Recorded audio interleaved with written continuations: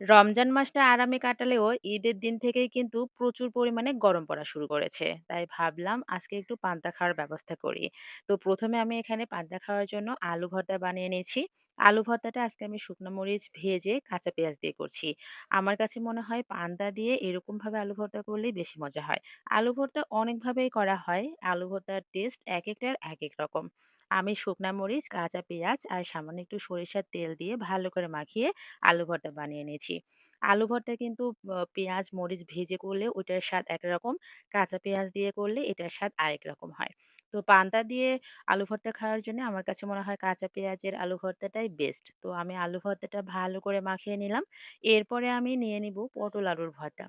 পটল আলুর ভর্তাটা এতটা মজার আর এতটা ইউনিক একটা রেসিপি, অবশ্যই আপনাদের সাথে ইনশাআল্লাহ নেক্সট কোনো ভিডিওতে শেয়ার করব। আলু ভর্তা বানিয়ে নিয়ে এখন আমি পটল আলুর ভর্তাটাও বানিয়ে নিলাম পান্তা দিয়ে খাওয়ার জন্য। আর এইদিকে আমি পান্তা সারারাত ভিজিয়ে রেখেছিলাম।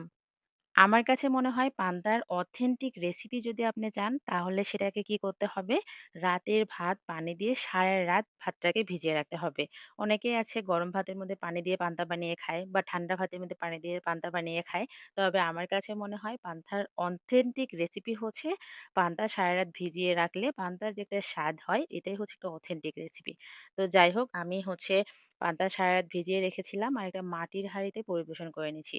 আসলে পান্তা এমন একটা জিনিস মাটির যেকোনো পাত্রেই কিন্তু খেতে ভীষণ মজা হয়।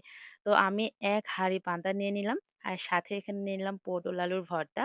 আলু ভর্তা তো মাস্ট থাকবেই। আর নিয়ে নিচ্ছি এখানে পটলের যে ছোবড়াটা থাকে এটা দিয়ে কালো জিরা দিয়ে ভর্তা। পান্তা দিয়ে খেতে যে কি বেশি মজা লাগে। আর সাথে আমি আগের দিনের একটু চিকেন নিয়ে নিয়েছি।